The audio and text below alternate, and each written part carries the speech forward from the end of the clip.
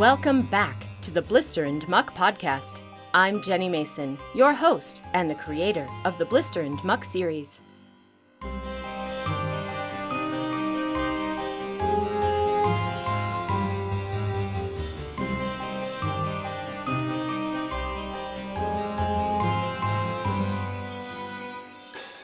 All trees better beware this week. The villain is monologuing. If monologue is a new word for you, it refers to when one person does all the talking. The mono in monologue means alone or just one. You may have seen a monologue if you've ever been to a play and saw an actor on stage deliver a long speech to the other characters on stage. When multiple characters interact and talk together, it's called a dialogue. So when it's one, it's a monologue. Two or more is a dialogue. What about when you get to participate in the talks?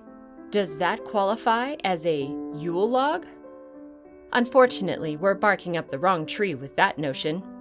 The technicalities surrounding all this log lingo matter because, as you may recall from the last episode, Blister deployed a bit of dialogue to secure his escape from the incredible incarcerator trap. Specifically, while Yana's lab assistants pushed buttons on the serum extractor, he pushed Yana's buttons by mocking her sinister schemes. He even went so far as to call the old chap in the ramshackle castle a barmy old vagrant, which spurred Yana to whack the cage with her cane. Blister hopes her reckless reaction creates the opening he needs to squeeze out of the cage and flee from the laboratory. But if that plan fails, who knows what atrocities he'll be subjected to? Let's not forget that the animals that go into Dr. Van Sangfreud's lab come out stupefied and addled. Horchata required months to recover, which is why I suspect Blister could be subjected to things far worse than a villain's monologue. What about the villain's monorail? You wouldn't want a one-way ticket for that ride. Or there's the villain's monolith. That's a rocky experience. Or, the villain's monotone. That would be flat out awful. I have no idea if a villain's monochrome is as terrible. It's rather a gray area. Nonetheless, I can say for certain that the hero and the villain are destined to grapple mano a mano.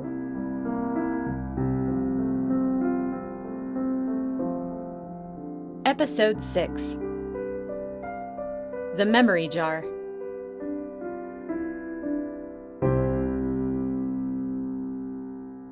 Contrary to Blister's plan, the metal mesh held solid when the cane struck it. Instead, the silver cat head snapped off the cane's top. It clanked away to a corner, where the doddering old chap hid unnoticed. The metal cat head stared at the old man's gray toes poking out of holey socks. The old fellow stared at the blue rat as if it was their first encounter in the library. His mouth stretched wide and his chapped lips rolled up, exposing his dry gums and tea-brown teeth. He was not ferocious or vicious, as Blister had assumed then, but horrified, aghast, and dismayed. "Have some respect," Yana scolded. "The man you just called a balmy old vagrant is my father." "You mean the original Dr. Van Sangfreud?" Blister gaped in earnest. "But your letter to Orville. You said he passed away. You said Well, Yana said. You and Orville really did have a heart-to-heart talk if he shared that letter. She shooed the assistants back to their tasks. Get ready for a shock. I lied. I had to keep Orville away, so I told him I married, and my father had died. Blister grabbed the mesh as if withstanding a typhoon. Weren't you in love? Yana turned away with a scoff. Ha! I love only my research. Orville was getting in the way. He wanted to direct my research. She assumed Orville's brooding posture and puffed on an invisible pipe. Puff, puff, puff. Be sensible, my dear Yana. Take it one step at a time. The world isn't ready for all your genius at once. Best is the pie served in slices. Puff, puff, puff. Blister could practically see the imaginary pipe embers glow. So you're not married to anyone else? Of course not. We are ready for extraction, Dr. Van Sangfreud, one of the lab ladies announced. Blister warned, You'll lose a finger or 5 if you try connecting my head to that machine. If you're thinking of the device in the library, rest easy. That was an early prototype. It required direct contact with your skull to extract your knowledge serum. Thus the basket hat, Blister concluded. Precisely, Yana said. This model is much more powerful and sophisticated. By pulling power from the generator and the city's power plant, it sends an electromagnetic current into the metal of your cage, generating a sort of force field of energy. This pool of energy stimulates the electricity in your body and brain, allowing it to leak out and be collected. She tapped the empty glass jar with her fingernail. I'm not a light bulb or a telegraph, Yana. Living creatures aren't machines that run on electricity. That's where you're wrong. If you think of electricity as a white-hot current, then it is true. Living creatures are not full of that. But everything is made of tiny particles. You, me, trees, even the lightning bolt. Our particles carry electric energy.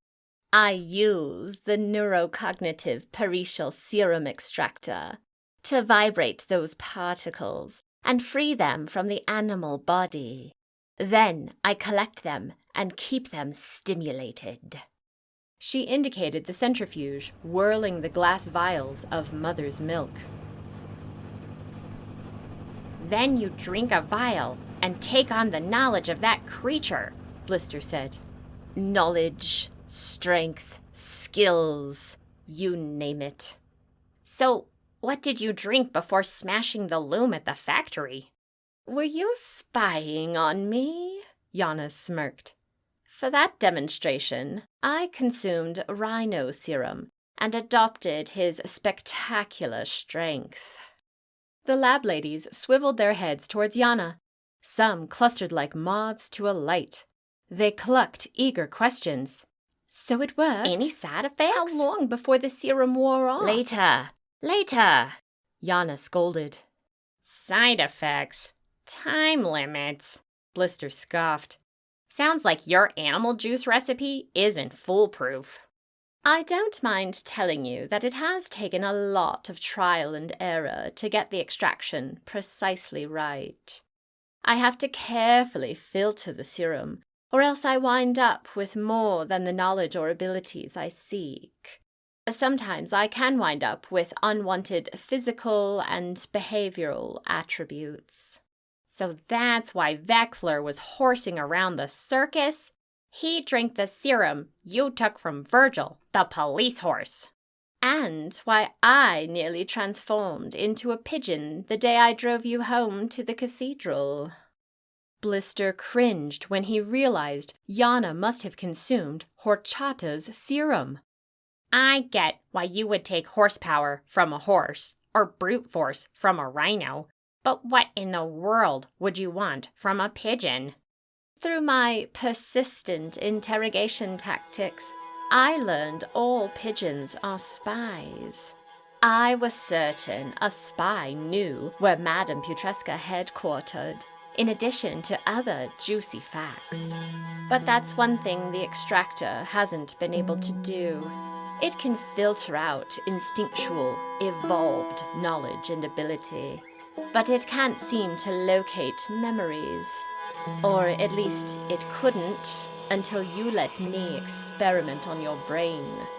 We came close the day we got that single bubble out of you, and tonight I'm certain we will finally succeed. The raccoon creaked. Tabby hissed and swatted at the raccoon's cage. "Prepare the specimen for extraction," Yana shouted at the women nearest the contraption. Another assistant transported Blister, his cage, and the battery to a table nearer the neurocognitive peritial serum extractor. Using metal clamps bolted to the table, she pinned the cage down. Electric wires stretched between the clamps and the contraption. She's kidding, Blister said. No extractions, it was a joke. She's a big joker, this one. Remember the lion washing? Switches click, click, clicked. Blister jerked on the clamps. Buttons twip, twip, twipped. You're wasting your time, Blister implored. There's nothing useful in my brain. I swear. Ladies, orbs, begin extraction, Yana shouted. The generator's hum scruffed into a growl as it strained under the demand to make more power. Thwoom! Electric energy pulsed through the cables. The mesh warmed. A pea-green haze bloomed around the cage. Static electric energy fluffed and prickled Blister's fur. A persistent tingling crawled over him like a flea army. The tingle fleas nipped at his paws, toes, tail, and ears. Blister's many thoughts and emotions souped together. Panic instincts cinched him into a tight ball with his arms wrapped around his head. Don't be so dramatic, Yana coughed. You know full well it doesn't hurt. And besides, think of the huge accomplishment you'll have helped me achieve. Because of you, I will finally be able to equalize the animal kingdom. Because of you, the earth shall flourish under the reign of mega-animals. Instead of chopping down forests, people will live in them. We will return to our natural state. Balance and order in nature will prevail. As Yana spoke, Blister unwound himself. He tried blowing the green haze away from the cage, but his puffs of breath did nothing to dispel the electric fog.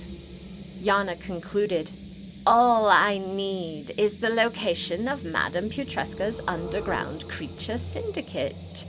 Tell me, and I'll turn off the machine. Don't tell me, and I'll be forced to steal it from you. Blister bluffed. Madame Putresca is a drifter. She has no headquarters. Naughty rat, don't lie to me. Yana toggled a switch on the contraption. A spark sprang from one of the clamps and bit Blister on the back end. Dung in the gutter! If I could only seize control of Putresca's caverns, I would have easy access to every kind of animal in the world. And I need that access, Blister. I need to complete my collection. She stood before the spinning centrifuge and teed her arms out. The holsters without vials hinted at the many more animals to be addled. If I am to be the supreme meganimal, I must have a serum that contains all the animal knowledge in the world. Blister attempted one last sham. Too bad, so sad. You picked the wrong rat. I've never been to the old HQ. Never seen it. Have no idea where it is. Oh, sure, I work for Putresca from time to time, but I'm more of a free agent. The work comes to me. I never go to it. Here's an idea. If you let me out of here, I'll act as your spy. I'll infiltrate her network of operatives, find their headquarters, and report back to you. How does that sound?" Yana glared over her shoulder. "You would do that for me?" "You bet. Rat's honor." Blister's tail tip drew an X over his heart. "There's one thing I absolutely don't want you to do. In fact, I forbid it." "What's that?" "Do not, for 1 second, think about Putresca's headquarters and all the creatures you care about there." In that moment, Blister experienced that strange phenomenon which you too have probably experienced. That is, whenever someone tells you not to think about something, your brain immediately thinks about it. Don't think about pink teddy bears. Don't think about oatmeal. Don't think about eagles in roller skates. Bizarre, isn't it? Blister's brain conjured so many thoughts all at once. Madame Putresca, the caverns, Excess Capital Bank, Fleet, the long lines of animals. He wasn't immediately concerned to have these images swirl through his head because he knew Yana was wrong. He did not care about the creatures in the caverns. He did not care about anyone but himself. One for one and none for all. But out of the flurry of imaginings, he thought of Muck. The needles on the contraption's meters simultaneously flicked. The generator squealed, and all the caged animals covered their eyes and tucked into trembling huddles. The pea-green haze brightened to turquoise. Gooey sparks splattered out of the cables into the big glass jar. Then a slew of iridescent bubbles blooped out. Electric threads crackled around the bubbles as faint motion pictures glowed inside each one. "Amazing," a lab assistant remarked. "For once we didn't knock out the power." The lab staff sighed with relief. Then the electric lights snuffed out. The staff groaned. Across the entire city, thousands of Black Rust denizens groaned too. Anyone looking down on the city, say from a bell tower, would have seen all the homes and streetlights go dark. Peeking inside the electric company's power plant just then, one would have seen the engineers scrambling to revive an entire phalanx of generators. The serum extractors' demand for electricity had once again overwhelmed the city's power grid. Meanwhile, the Westinghouse generator in the laboratory rumbled on. It was not plugged into the city's power supply. Instead, it ran on a gas-fueled combustion engine, just like a car. The serum extractor had certainly strained the machine, but when sensors detected this stress, the extractor demanded less from the Westinghouse and more from the city power plant.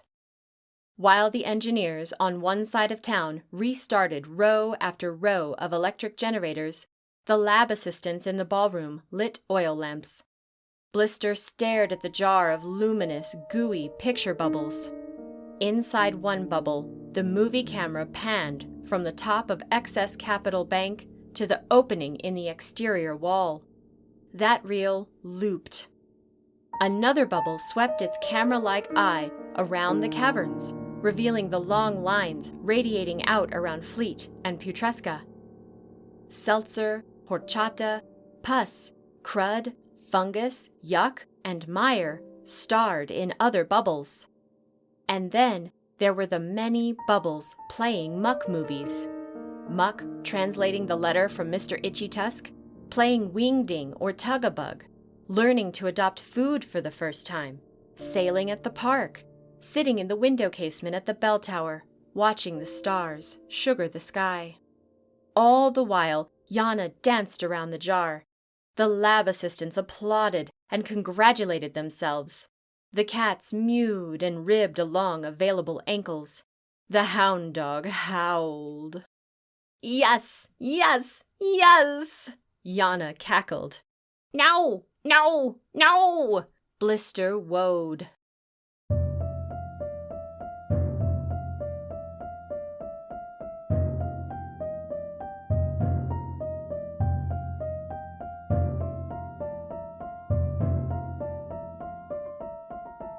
So let me get this straight. All along, Yana has been angling to uncover the whereabouts of Madame Putresca's operative headquarters. And now she has the memory bubbles extracted from Blister's brain that reveal its exact location? Now she will have access to virtually any kind of animal she needs to complete her recipe for meganimal transformation? Oh, the humanity? Llama bells are ringing. Blister had better whip up a good plan and fast. Otherwise, those poor animals are turtly in danger. Use the contact form at blisterandmuck.com to let Min know what you think will happen next. Know any animal jokes sillier than these? What do you call a massive pile of cats? A mountain. How do ranchers count all their cattle? With a calculator.